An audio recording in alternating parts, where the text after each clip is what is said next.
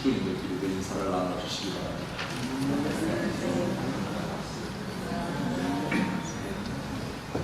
우리가 인사를 할 때면은 늘 뭐라고 인사를 합니까?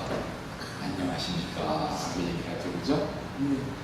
왜 안녕하십니까? 라고 이야기를 하면은 세상에 안녕하지를 못해서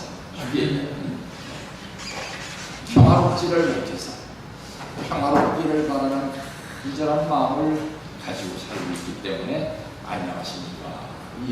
인사를 합니다. 그 안녕한 세계를 위해서 누가 꼭 계셔야 되느냐? 하나님이 계셔야 된다는 말입니다. 안녕한 세계를 위해서 하나님이 왜 계셔야 되느냐?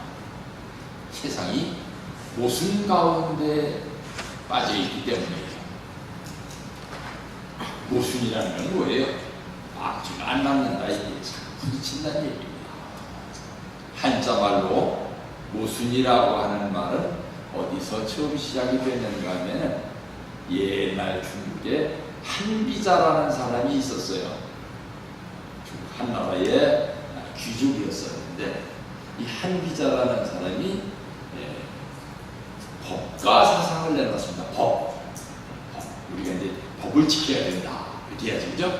법과 사상을 나눴는데 원래 중국에서 제일 그 대표적인 사상은 뭔가 하면은 유교의 덕치 사상이었어요. 임금이 덕을 가지고 나라를 다스려야 된다 라고 얘기를 했는데 한비자라는 사람이 덕 가지고 안 돼요, 임금님. 덕 가지고 안 되면 정치를 뭘 가지고 해야 되느냐 했더니 법을 가지고 해야죠. 법이 왜 필요한데? 그랬더니 하는 얘기가 법이라는 게 말입니다. 법은 뭔가 하면은 오늘 이제 그 그림을 올라가지고 안 해도 가볍고 법이라는 게 물숫자에다가 갈 것자를 써놓는 것이 법인데 이 물숫자에다가 갈 것자를 써놓은 건 원래 약자예요.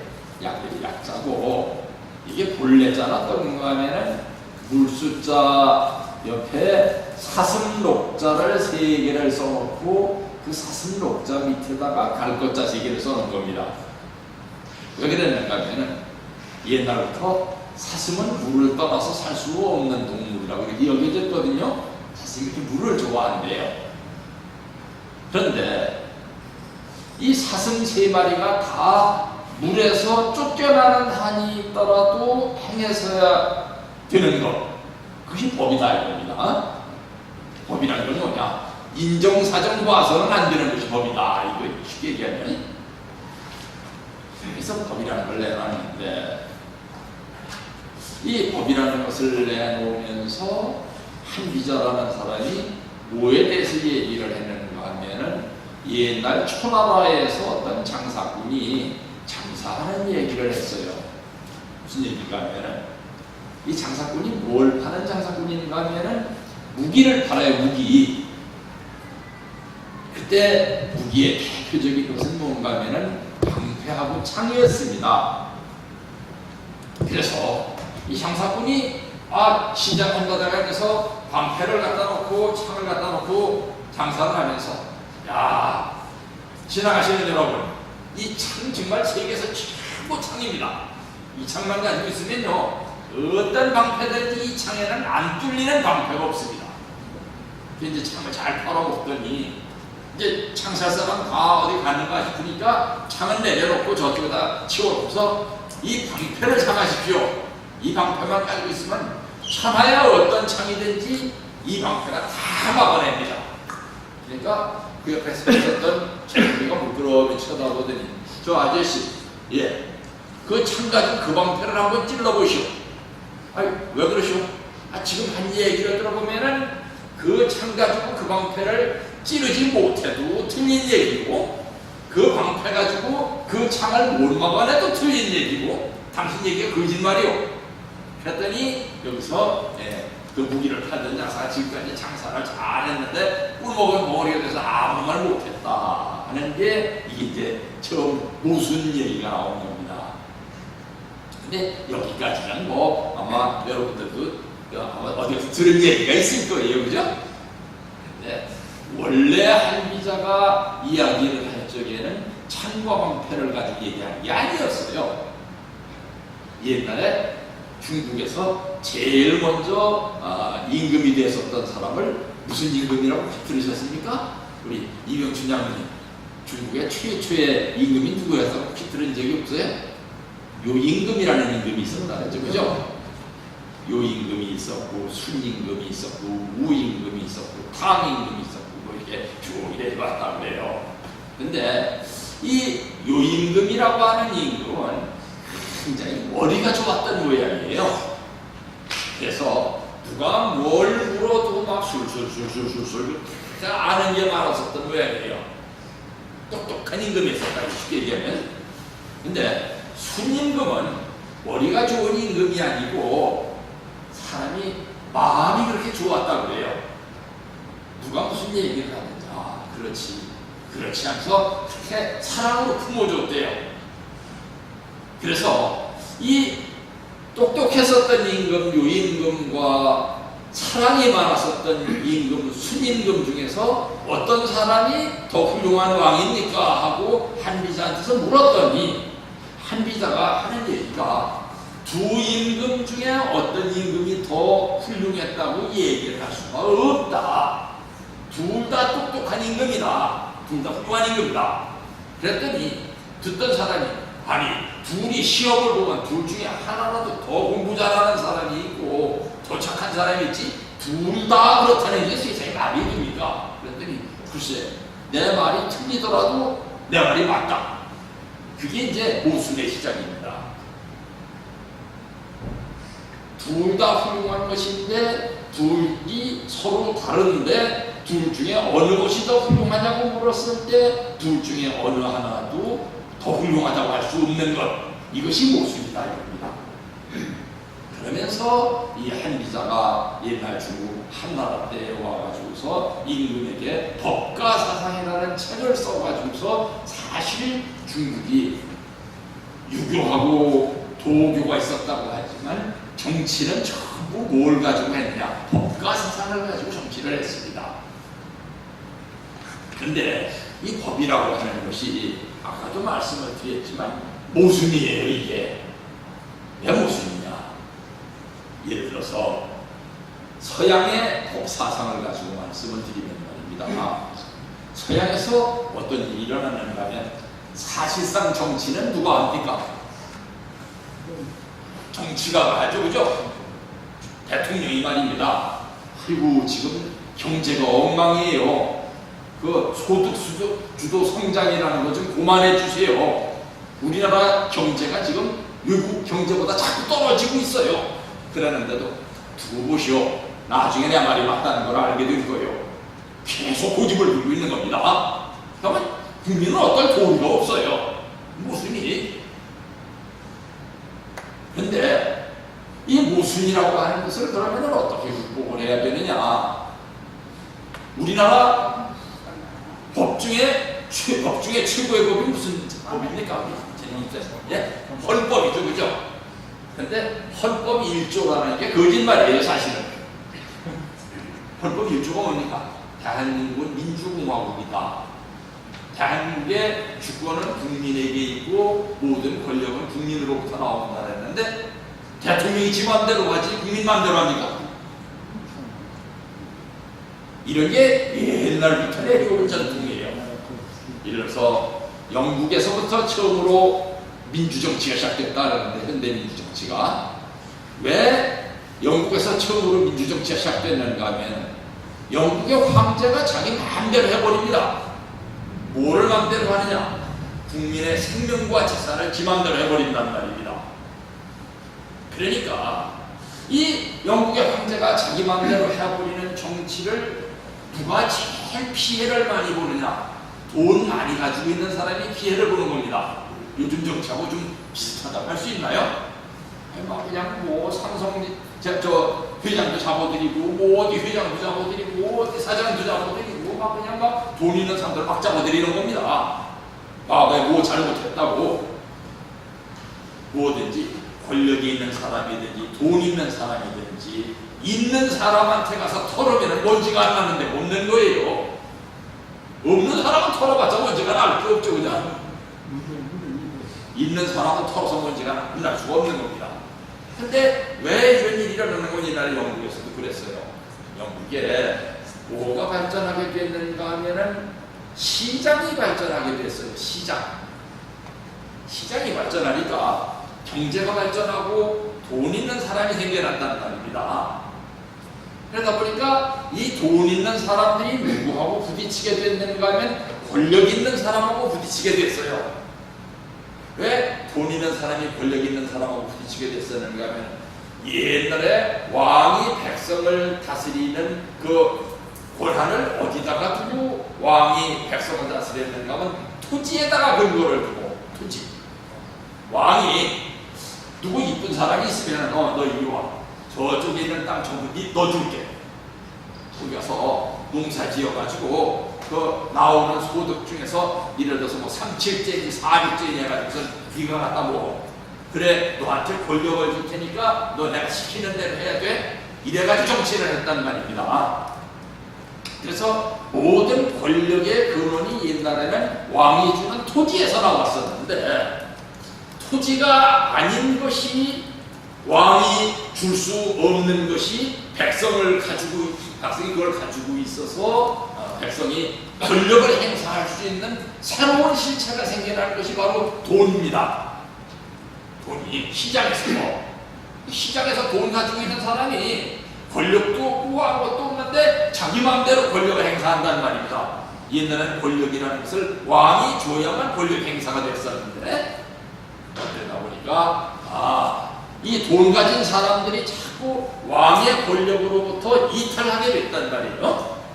왕의 권력에 맞서는 사람이 생겨났어요. 돈 많은 사람이. 그래서 민주주의가 생긴 겁니다. 왕이 가지고 있는 권력을 견제할 수 있는 사람이 있으니까 왕이 가지고 있는 권력에 대항해서 국민들이 나라의 주인은 임금이 아니라 백성이요. 백성의 생명과 재산을 왕이 마음대로 할 수 없어.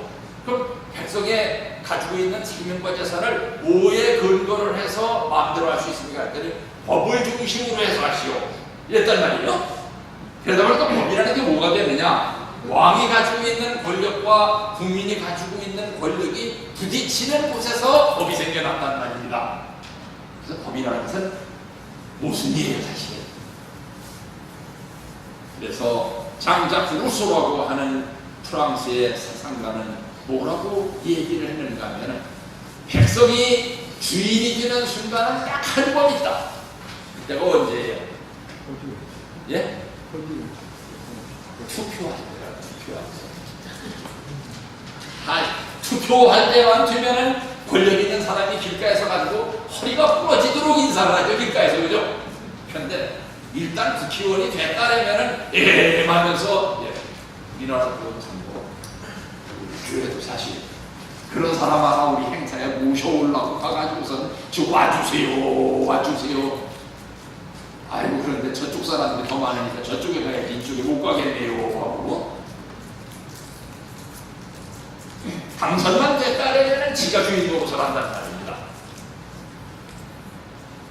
이래서 권력을 가지고 있는 사람과 돈을 가지고 있는 사람 사이에서 어떤 것이 옳으냐 하는 것을 판단하는 사람이 중요해졌어요. 그 사람들이 뭐냐? 지식인들이에요.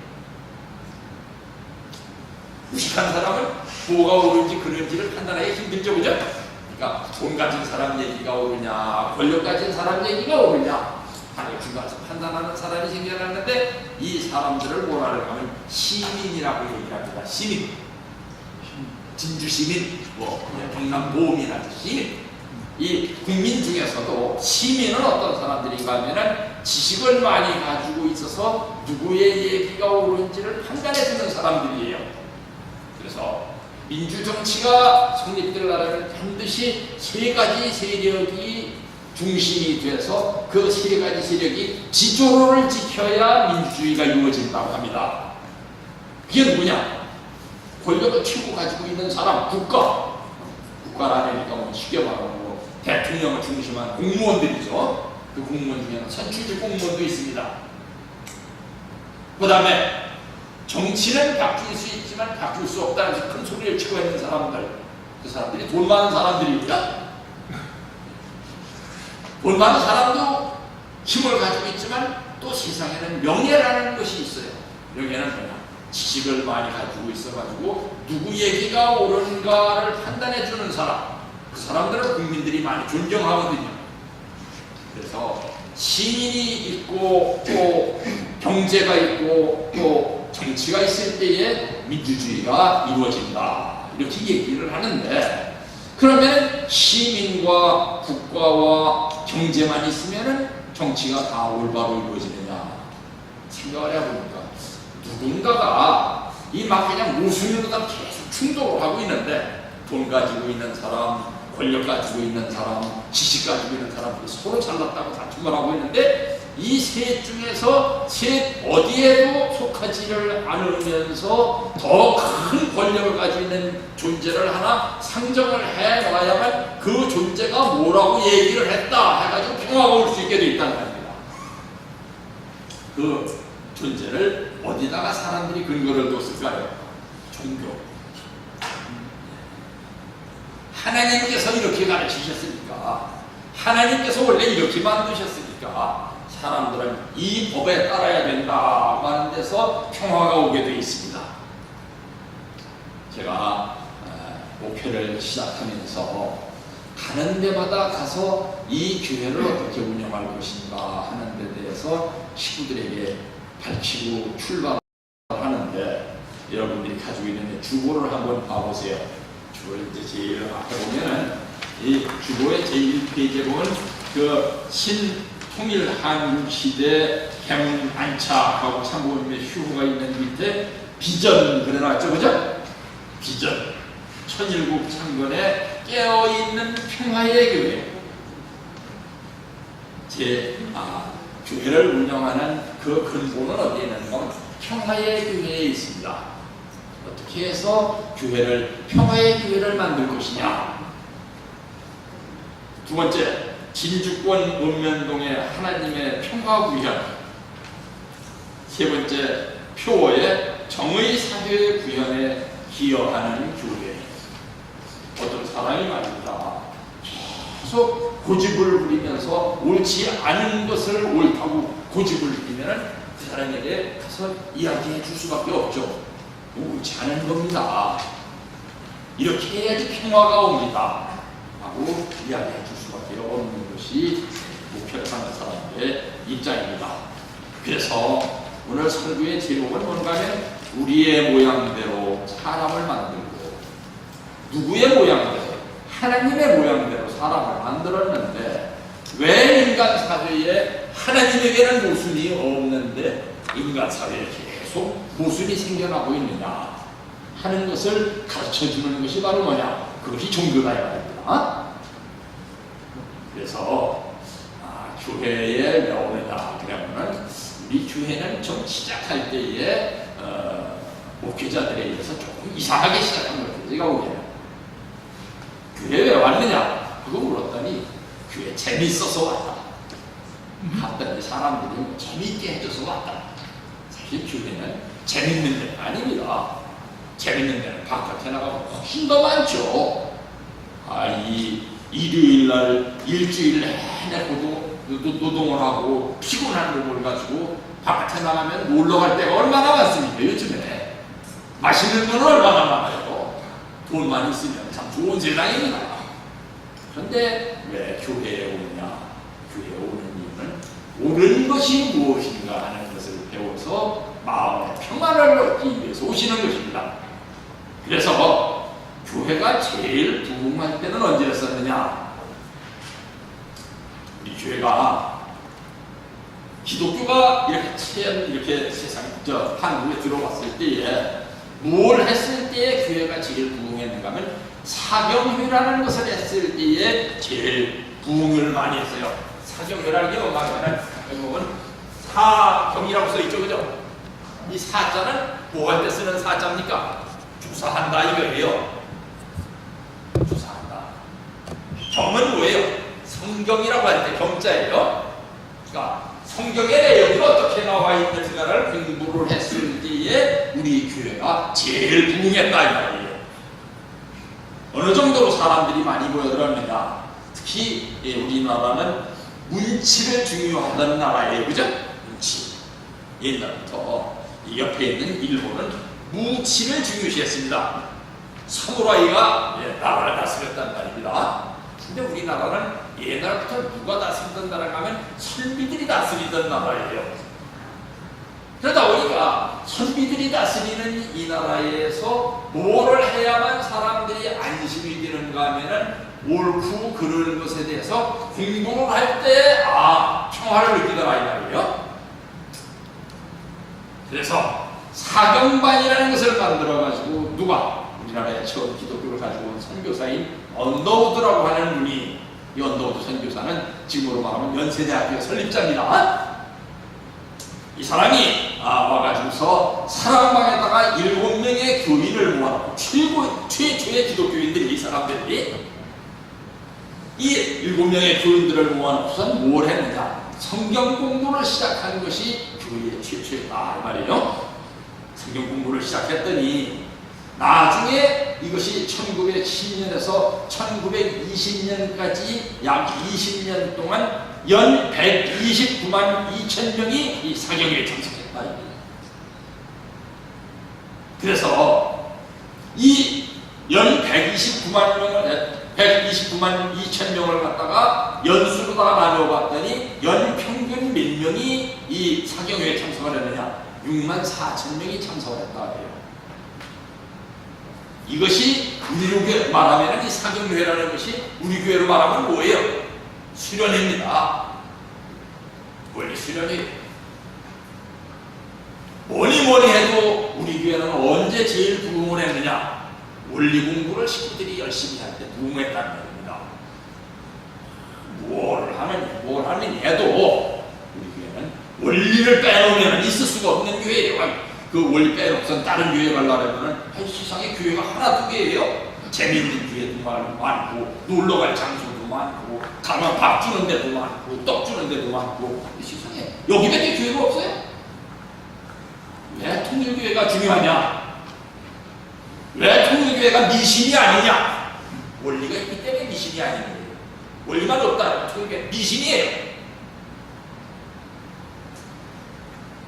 그래서 원리를 공부해야 된다 하는 점에 있어가지고 우리가 오늘 공부해야 될 원리가 뭐냐? 우리의 모양대로 우리가 사람을 만들었다고 하는 오늘 훈독한 말씀의 뜻이 뭐냐 하는 것을 우리가 분명히 알아야 되겠다 이 말입니다. 그래야만 뭐가 오느냐? 세상이 모순이 아니라는 것을 알게 돼요. 세상이 모순이라고 생각하면 뭐가 옳다고 생각이 되게 돼 있느냐? 공산주의가 옳은 거예요.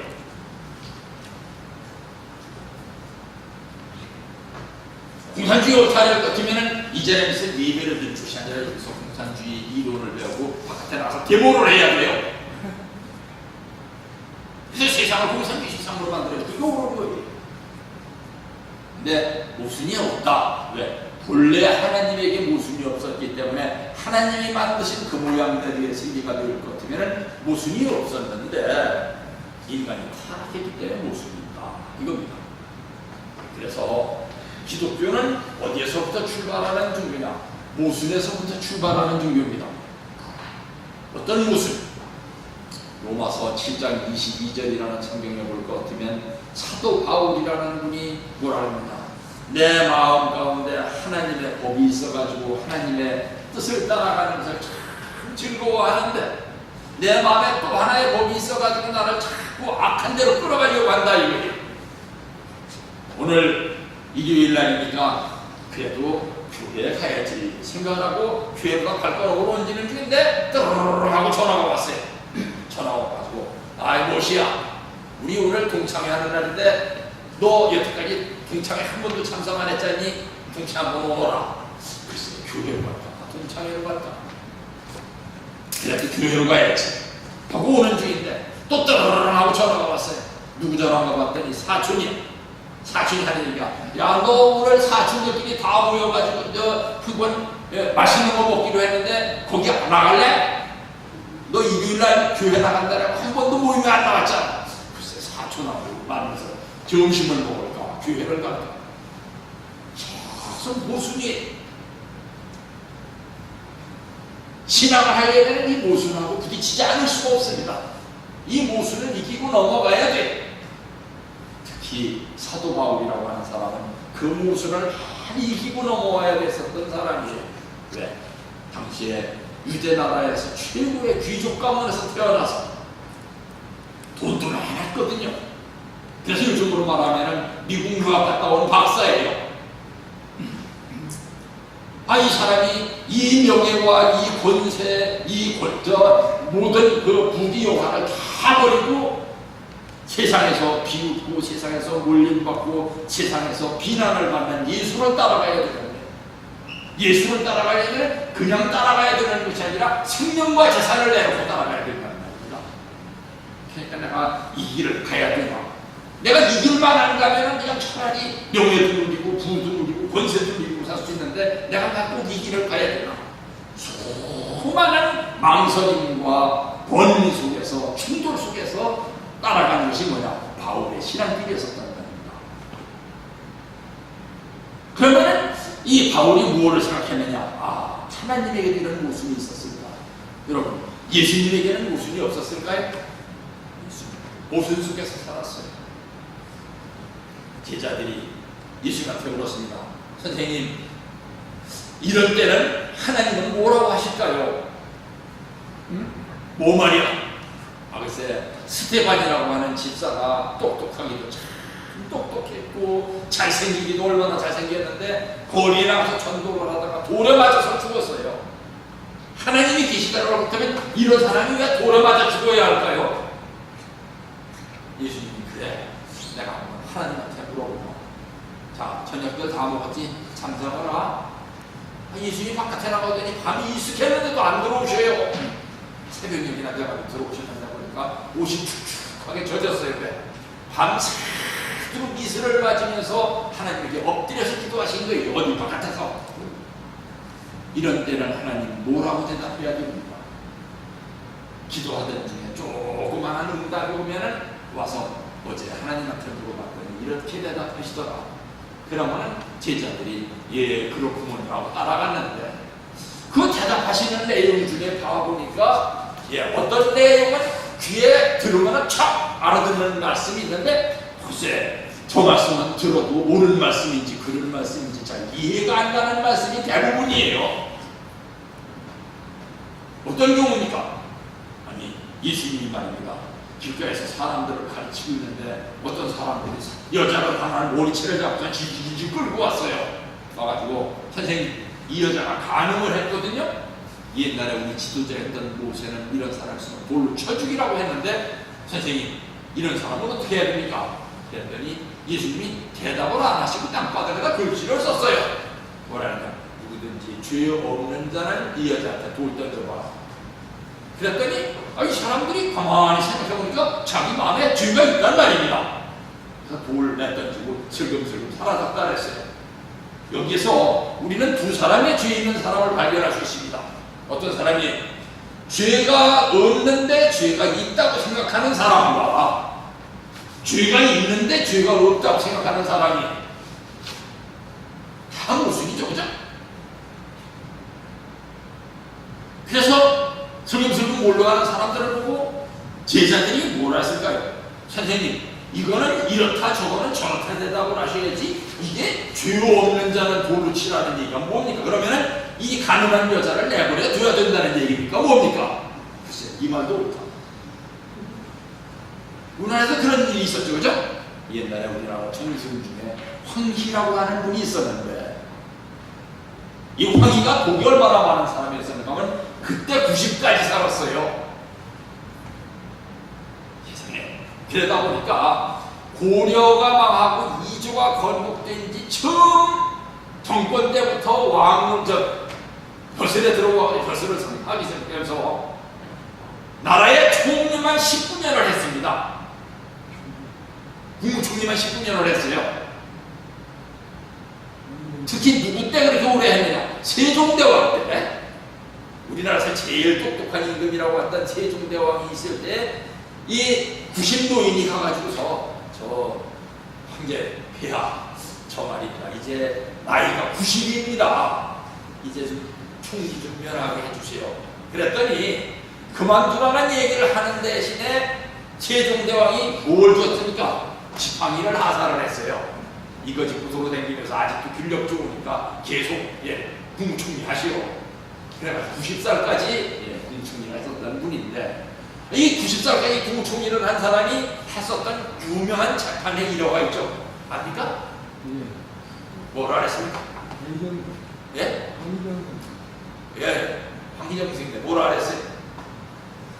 종들이 둘이 싸웠는데 둘을 데려다 놓고서 너 왜 싸웠니? 그랬더니 하나가 막 얘기를 하면서 이놈이 글쎄 이래 가지고선 제가 참지를 못해서 싸웠습니다. 그랬더니 네가 옳구나. 그랬더니 그 옆에 있던 사람이 아니 저 대감만이 그런 수가 어디 있습니까? 사실은요 이 사람 말대로 이랬던 게 아니고 이렇게 된 거예요. 그랬더니 네가 옳구나. 그 옆에서 보고 있던 사람이 대감만이 이 사람도 옳고 저 사람도 옳으면 뭐가 옳은 거예요? 그랬더니 너도 옳구나. 그게 황희의 정치입니다. 그러니까 지금까지 싸웠었던 사람들이 계속 둘 다 셋다 옳다 그러니까 가만히 생각해 보더니 저 그만 물러가겠습니다. 그래 가거라. 이게 재판이었어요. 그랬더니 옆에서 그거를 보고 있었던 똑똑한 친구들이 여기에 황희 이런 재판이 여기 있나 세상에. 그랬더니 자네도 옳구먼. 이런 일이 그럼 황희에게는 왜 일어나는가 하는 말입니다. 황희라는 사람이 원래 어떤 사람인가 하면은 고려가 망할 때에 끝까지 고려에만 충성하겠다고 하는 사람이 70명이 있었어요.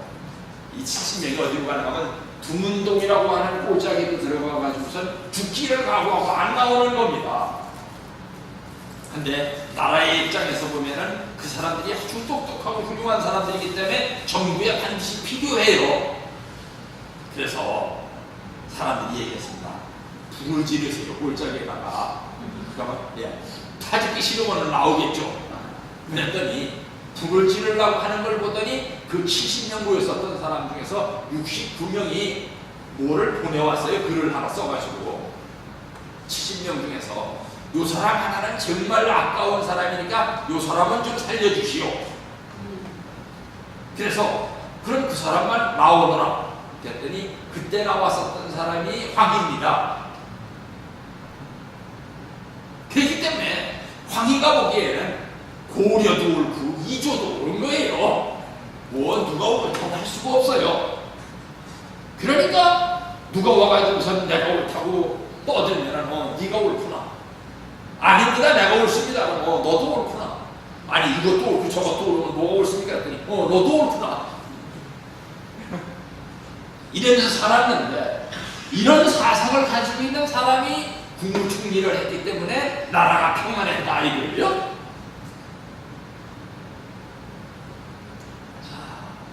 하나님에 대해서 아는 방법이라는 것을 사도 바울이 로마서 1장 20절에서 설명하고 있습니다. 이 로마서라고 하는 성경은 어떤 성경인가 하면은 사도 바울이 로마 교회에 보낸 책이에요. 그 책을 누가 쓴 책이냐? 사도 바울이 자기가 쓴 책이에요. 옛날식으로 말하면 편지인데, 편지가 우리가 보는 편지는 그냥 한두 장이잖아요. 그죠? 안녕하십니까? 저도 몸부터 합니다.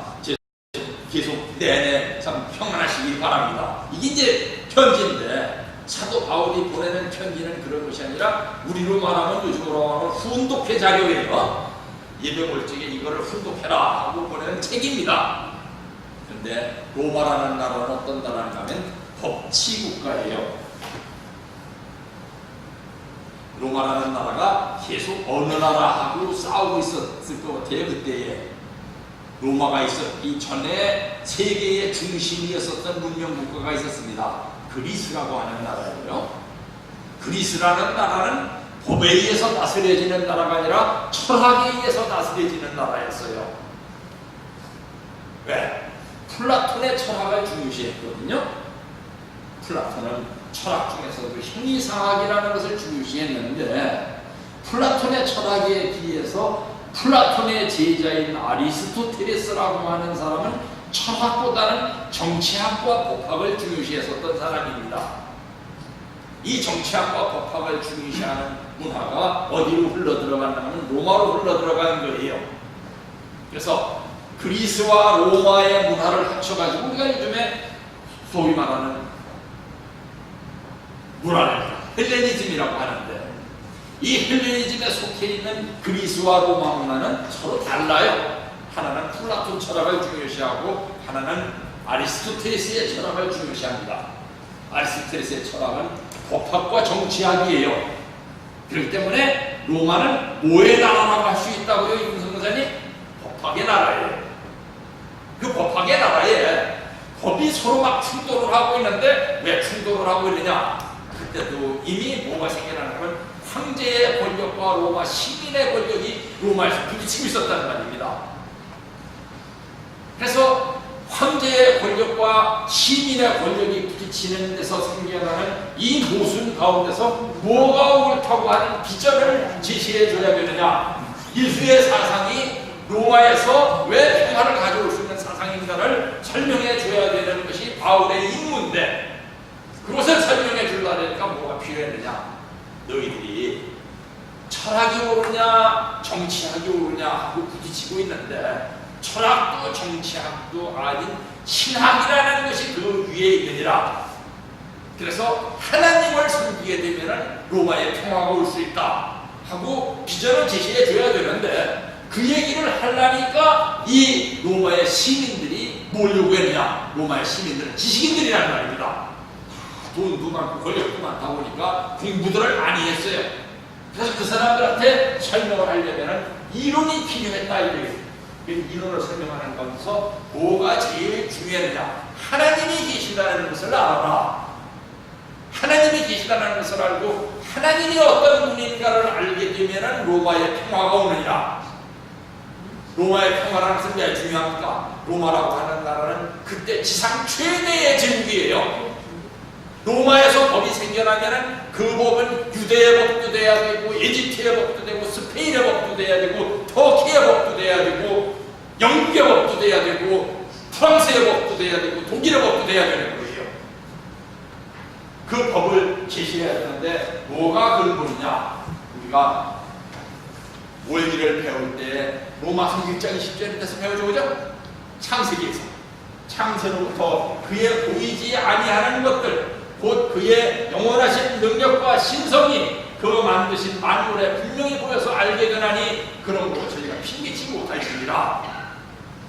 무슨 얘기냐? 철학이 옳다, 정치학이 옳다, 법학이 옳다 계속 부딪히고 있는데 이 가운데서 뭐가 진리인가를 알기 위한 근본은 하나님을 아는 데서부터 출발을 해야 된다.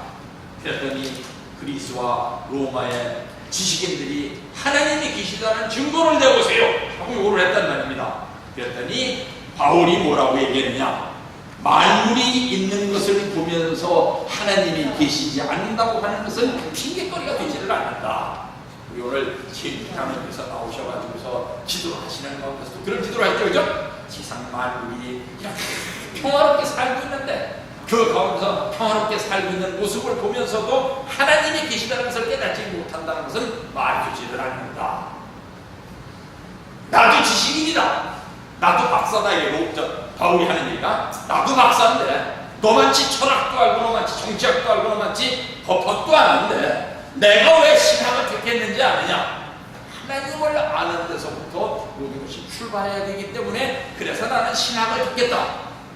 신학을 아는 것이 왜 철학을 알고 법학을 알고 정치학을 아는 사람들의 지식의 중심이 돼서 세상에 평화를 가져올 수 있는가에 대해서 공부를 하는 것이 그것이 진짜 공부니라. 그래서 로마서라고 하는 성경은 성경 신약 27권 가운데서도 제일 중심이 되는 책이라고 얘기를 합니다. 이 바울이 생전에 예수님께서 하셨던 말씀에 대해서도 12제자의 노트를 보고서 다 공부를 했어요. 그때 12제자들은 노트를 가지고 다니면서 예수님이 하신 말씀을 다 적었거든요. 그걸 보고 예수의 사상이 뭔지를 바울이 다 공부를 했고, 그 공부를 하기 전에 바울은 이미 철학에 대해서도 공부를 했고, 정치학에 대해서도 공부를 했고, 법학에 대해서도 공부를 해가지고서 박사였었다는 겁니다. 그래서 예수님의 사상을 어떻게 세상의 지식인들이 가르쳐줘야 되는지를 고민한 끝에 쓴 책이 바로 로마서였었다. 로마서가 왜 그만큼 중요한 책인가 하면, 아마 여러분들도 그렇겠죠, 그죠? 어떤 분한테 가가지고서 우리 참부님의 사상을 얘기를 해줘야 되는데, 그 사람이 무방무식한 사람이다. 그렇다면 그 사람한테 갈 때는 부담이 별로 없겠죠, 그죠? 무슨 얘기를 하더라도 상관이 없으니까. 잘 알아듣지도 못하는 사람, 하고 졸고 앉는 사람이니까 저 사람한테 가서 무슨 얘기가 상관없다. 그냥 재미있게만 얘기해주면 된다. 그런데 그 사람이 진주에서 제일 공부를 많이 한 사람이라 하더라. 그럼 가서 좀 얘기가 부담스럽겠죠, 그죠? 그럼 어떻게 해요? 그 사람한테 가기 전에 이런 얘기를 어떻게 해야 되는지 누가 가서 물어보기라도 하고 가서 얘기를 해야 되죠, 그죠?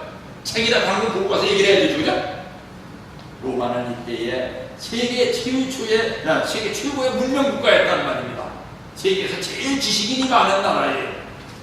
그래서 사도 바울도 고민을 해가면서 이 로마서를 썼단 말입니다. 그래서 로마서가 아주 중요한 책이 됐다고 하는 것이에요. 그래서 이 사도 바울이 쓴 책 가운데에서 에베소서라고 하는 책이 있는데, 이 에베소서에 보면은 성경 66권, 그 앞에 있었던 39권의 구약, 그 뒤에 있었던 27권의 신약 다 합쳐가지고 통일이라고 하는 단어는 딱 2번 나와요. 그러면서 에베소서에 보면은 무슨 얘기가 나오면 만유를 통일하시는 하나님이다, 이렇게 나옵니다. 왜 만유를 통일한다고 하셨을까요? 지식인들이 모여가지고서 내 말이 옳으니 네 말이 옳으니 싸우고 있고, 종교인들이 모여가지고서 내 종교가 옳으니 네 종교가 옳으니 서로 시비를 걸고 있고, 권력자들은 내가 옳으니 내가 옳으니 하면서 또 싸우고 있단 말입니다. 권력자들은 어떻게 싸우느냐? 우리 민주주의 국가에서는 사전정통성이라고 합니다. 사전정통성. 사전이라는 건 뭔가 하면은 국어사전, 영어사전, 사전이 아니라 일이 있기 전에 사전에 정통성을 준다. 이게 누구에게? 뽑히는 사람한테. 그 사람이 예를 들어서 진주시장한테 사전 정통성을 준다는 얘기는 진주시장을 어떤 사람이라고 인정해 주는 거예요. 너 우리들한테 정치를 할 수 있는 권력을 준다. 뭐를 통해서? 투표를 통해서. 투표에서 당선됐고, 그 투표에서 많은 사람들이 너를 지지를 해줬으니까 너는 출발 때부터 정통성을 가지고 출발한다. 이게 민주주의의 사전 정통성이에요. 사후 정통성이라는 건 뭐냐? 참 우리가 제일 요즘에 와서 그 사람을 존경하는 사람들이 꽤 많이 일어났습니다. 누구냐? 박정희라는 사람. 사실 사전 정통성은 아니죠. 네. 쿠데타를 일으켰습니다. 국민이 뽑은 나라를 뒤집어 지가 와서 독재를 하는 거니까. 근데 이 사람을 요즘에 와서 박정희를 다시 왜 재해석하는 일이 벌어지고 있냐? 사후 정통성을 확보했거든요. 자기가 정치를 하면서 돈 많이 떼먹은 거 없고, 나라를 이만큼 부강한 나라로 만들어 놨으니까 그 사람 때가 그래도 제일 좋았다. 뭐 이런 사람들이 많이 생겨났다는 말입니다. 이건 사후 정통성이라 해요. 그래서 독재는 사후정통성이고 민주정치는 사전정통성인데, 어쨌든 사전정통성과 사후정통성이 요즘에 와서 한국에서 심각하게 부딪히고 있다는 말입니다. 그럴 때에 이 사전정통성과 사후정통성이 부딪히는 나라에서 어떻게 통일을 가져올 것이냐, 어떻게 평화를 가져올 것이냐. 아까 어머니께서 말씀하신 얘기는 그런 얘기입니다. 이 나라에 지금 혈길이 없다. 동서남북이 꽉꽉 막혔다 이거죠. 이런 데에서 마지막 희망은 누구밖에 없느냐? 참부모님을 통해 가지고 하나님의 섭리가 어디로 가고 있으며 하나님의 진리가 어디에 있는가를 가르쳐주는 것밖에는 우리나라가 지금 갈 길이 없다. 그거하고 지금 로마서에서 바울이 얘기하는 얘기는 같은 얘기다 이거예요. 그래서 만유를 통일하시는 하나님이라고 하는 것이 우리가 원리강론에서 공부를 하고 있는 하나님의 이성성상에 한 가지 더 더해져야 된다 해가지고 이 원리를 언제 또 공부한 적이 있습니까? 전에 여러분들이 본체론 수련받는다고 수탱이에 들어가서 한 달 동안 수련받을 때에 하나님의 이성성상에 대해서 하나님은 통일적 주체라고 하는 내용이 가미된 강의 때 들으셨습니다. 그래서 통일적 주님이신 하나님이신 거예요. 그래서 하나님의 실존에 대해서 우리에게 이야기를 하라고 하면 하나님은 어떤 분이시냐? 본성상적 남성과 본형상적 여성의 이성성상의 중간적 주체로 계시다고 하는 것은 원리 강론에 나와 있는 얘기였었는데 여기에다가 통일적 주체라는 얘기를 더해야 된다 이겁니다. 그러면 하나님을 알아야 되는 이유에 대해서 조금 더 설명을 하고 오늘 말씀에 대해서 이제 마치려고 합니다.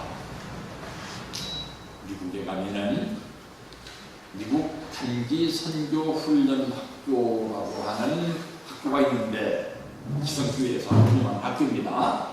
단기 선교 훈련 학교에 가볼 것 같으면 교재의 첫 페이지에 뭐라고 나와 있는가 하면 모든 것은 하나님을 아는 것에서 시작된다. 신앙이란 하나님을 아는 것이다. 히브리적 사고에 있어서 하나님을 아는 것은 인격적인 지식이다. 인격적 지식이 뭐입니까? 하나님은 사랑의 하나님이다. 이거예요. 그런데 헬라적 사고에서 아는 것은 헬라라는 얘기는 그리스 철학에서는 뭘 안다고 하느냐? 비인격적 존재에 대한 지식이다. 하나님은 인격적 존재라고 생각하지 않고 비인격적 존재라고 생각한다. 근데 사실은 이 말을 깊이 따지고 들어가면 논란의 문제가 있는 얘기입니다. 왜냐하면 기독교에서 하나님은 지고지선하시고 인간이라고는 생각할 수 없는 완전히 신적인 존재예요. 그죠? 근데 혹시 그리스 신화 읽어본 적 있습니까? 그리스 신화 누구한테 물어보면 할까요? 우리 요고 원사님 그리스 신화 읽어본 적 있어요? 없습니다. 그리스 신화에 보면은 뭐 어떤 신하고 어떤 사신하고 연애를 해가지고 어떤 신을 낳았느니 뭐 이런 얘기를 본 적 없어요? 어떤 신은 인간이 너무 약하다고 생각해가지고 인간한테 조금 도움을 주려고 불을 훔쳐다 주었다가 주피터 신한테 붙들려가지고선 꽁꽁 묶인 가운데서 독수리가 오가지고 그 신의 심장을 쪼아먹었다는 얘기 들은 적 없어요? 들은 적이 있죠, 차원사님, 그죠? 사실은 히브리 신화에 나오는 신은 비인격적 신이고 헬라 신화에 나오는 신은 인격적 신이에요. 그런 얘기 들은 적이 있죠, 그죠? 그래서 그것을 초월을 해서 헬라적 사고에 아는 것은 비인격적 존재에 대한 지식이다 하는 얘기는 지식을 얘기를 할 때 시콜콜이 따져 들어가가지고 인간의 입장에서 공부를 하는 것이 헬라적 지식이고 하나님은 사랑의 하나님이야라는 전제를 끌고 들어갔기 때문에 인격적 존재에 대한 지식이 히브리적 지식이다 하는 겁니다. 그래서 소크라테스라고 하는 사람도 이야기를 했죠. 세상의 모든 지식 가운데 근본된 지식은 뭐냐? 너 자신을 아는 것이다. 너 자신을 알기 위해서 누구를 아는 것이냐? 하나님을 아는 것이다. 그래서 지금 세상의 모든 학문이 과학이건 철학이건 뭐건 간에 문학이건 간에 어디에서부터 출발해버리냐? 준거점이라는 것이 있어요. 준거점. 학문은 왜? 학문은 보이지 않는 것을 보려고 하는 것이거든요. 보이지 않는 것은 세상에 보이는 것은 여러분의 몸은 어디에 와 있느냐? 오늘 이 시간에 진주가정교회의 성전에 의자에 앉아있다. 몸은 딱 고정되어 있습니다. 그죠? 근데 마음이라는 것은 어때요? 아이고, 나 지금 잔치 같이 해야 되는데 오늘 1시에 누구하고 약속을 해놨는데 오늘 저녁에는 누구하고 뭐 저녁을 같이 먹기로 했는데 마음이라는 것은 떠도고 있기 때문에 저 사람 마음이 어디 있는지 알 수가 없습니다. 이 넓은 우주 공간에 수없이 많은 데에 우리 마음의 근거지가 흩어져 있어요. 그 가운데서 근거지를 하나 딱 잡아가지고 제대로 잡으면 모든 것이 술술술 흘러서 들어가는데 이 정신의 세계에 수없이 많은 실체 가운데서 중거점을 잘못 잡으면 멈추는 거예요. 그래서 이 중거점이라는 것이 아주 중요합니다. 그런데 중거점을 어디에 두어야 된다고 생각을 하느냐? 하나님에게 중거점을 생각을 하면 모든 것이 풀린다. 이거요. 하나님에 대해서, 특히 하나님의 능력과 신성에 대해서 정확하게 알아야 될 필요성이 요즘에 여러 가지 자꾸 또 생겨나고 있다 이 말입니다. 하나님을 정확하게 알면 세상의 모든 것을 알 수 있습니다. 물론 하나님을 아는 데 있어서 좀 세상에 무지한 사람들처럼 하나님을 알려고 하면 안 들리죠. 무지한 사람들의 신이라는 건 뭐예요? 아이고 난 교회 나가가지고 그냥 복이나 받고 싶은데 아이고 내가 오늘 교회 나가면은 우리 남편 사업이나 잘 됐으면 좋겠는데 우리 아들이 지금 학교에 가서 시험만 봤다라는 빵점을 받고 있는데 걔가 지금 고등학교 2학년인데 대학을 서울대학교에 수석 합격을 했으면 좋겠는데 교회 나가면 그런 거 해주나?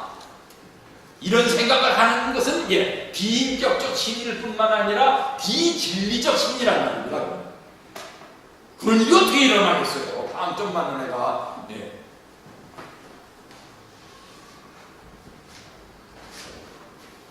기도를 한다면 이렇게 기도를 할 수는 있겠죠. 하나님, 우리 자녀가요 지금 시험을 봤다면 빵점을 받는데 빵점에서 10점만 더 받아도 좋으니까 우선 공부를 좀 좋아하게 해주세요. 마음 좀 차분히 가라앉아가지고 책 보는데 좀 재미를 느끼게 해주세요. 그래서 지금부터 공부를 시작을 해가지고 적어도 한 5년 후쯤에 그래도 반에서 중간 정도는 갈 수 있도록 해주세요. 이런 건 기도할 만하겠죠, 그죠? 진리에 입각해서 사는 기도니까. 그런 것이 무엇이냐? 하나님을 아는 것이다. 이거예요. 하나님을 아는 것이다. 거기에서부터 출발을 해야지 내가 풀게 되겠다. 갑자기 딴 그림을 보여드리면서 이제 말씀을 마치려고 합니다. 우리나라가 옛날에 고려라는 나라가 있었는데 그 고려 때에는 누가 우리나라에서 제일 양반됐습니까? 왕씨가 고려 왕씨가 왕씨가 우리나라 최고 양반이었어요. 왕족이었어요.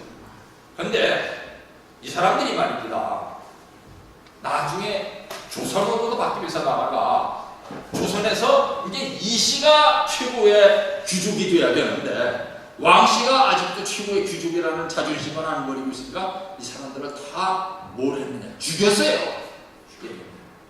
배 태워가지고선 어디 섬나라에 가서 살라고 해서 갖다 보내면서 배에다 구멍을 내가지고 배를 태워서 보냈어요. 배에서 가다앉아 죽었습니다. 근데 가만히 눈치를 봐보니까 그 배에 타라라는 명령을 받았는데 그 배 탔다가는 다 죽을 것 같으니까 이 왕씨들이 삼지사방으로 도망을 가가지고 숨어 살았다는 겁니다.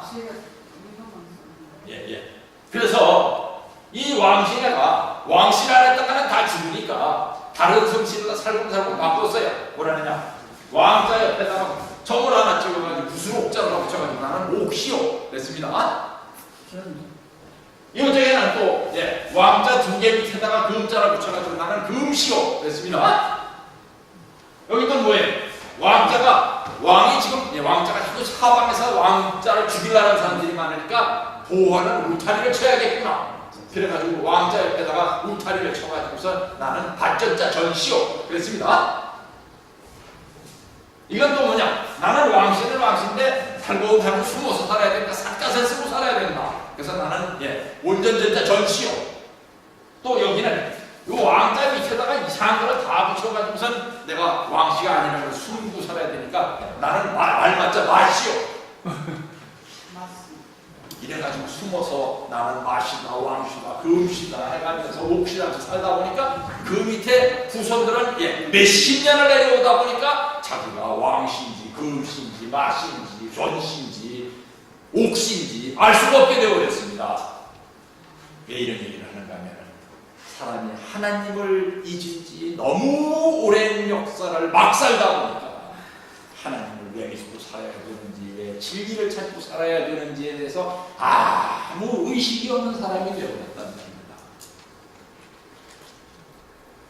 이런 가운데서 우리가 진정으로 하나님을 찾아서 하나님의 심정까지 내가 알 수 있는 그런 참 사람이 되기 위해서는 하나님을 아는 것에서 모든 것의 출발이 이루어져야 된다 하는 것이에요.